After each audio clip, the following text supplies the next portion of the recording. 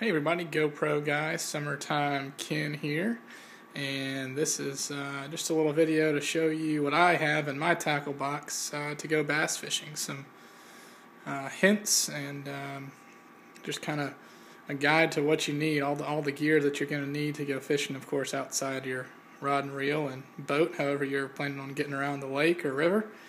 My tackle box is just it's a Plano guide series. About the size of a small briefcase. This actually fits in the back of my kayak pretty well. So I'm going to spin around here and get started. This has a top area up top that's, as you can see, segmented, which I really mainly have crankbaits and rattle traps, some topwater poppers and everything. I kind of organize it here from going from the back left. You can see the bill on these back here. These are some deeper divers back here. Kind of scrolling all the way to the shallow and even the lipless crankbaits towards the middle, and then all the way up here to some jointed topwater Rapalas, which are very good. This is a great lure right here for big bass in shallow water. And then all the way to the topwater poppers here. You can see the depth. The bill on this basically means on this crankbait right here, this thing goes down about from 10 to 15 feet. It dives down once you start reeling in. So that's for deeper waters. Bass are in deeper waters during the hotter times, during the summer. And you can see the lips get a little bit smaller as we get over to here. There's a square bill there. This goes down about 4 to 6 feet. And then we have lipless here, as well as here with a rattle trap.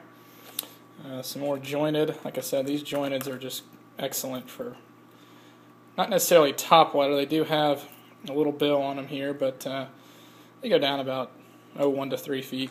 And I like to use those a lot, especially this time of year when it's a little cooler. Bass stay on top of the water, and then of course your topwater poppers here. And again, you can see videos of these all in action, catching fish, how to cast them, how to retrieve them, all that on some of my other videos, youtube.com/Summertime Ken. And we're going to open up the bottom down here. This is where I've got some other useful lures and things. This particular tackle box has a nice kind of rack here to hold your, these are spinner baits and buzz baits. This here is a good one I like. I've used here recently. Caught a few bass on, but your spinners and buzz baits I have just kind of hanging back there. This forward compartment here on the front right, got all my soft plastics in there. This is the bombshell turtle. Plastic turtle you can rig up. Lizards, worms, all kinds of things in there. And over here, as you've seen on my previous videos, I love rooster tails up because you've got a little compartment here, a little Plano compartment with nothing but rooster tails in there.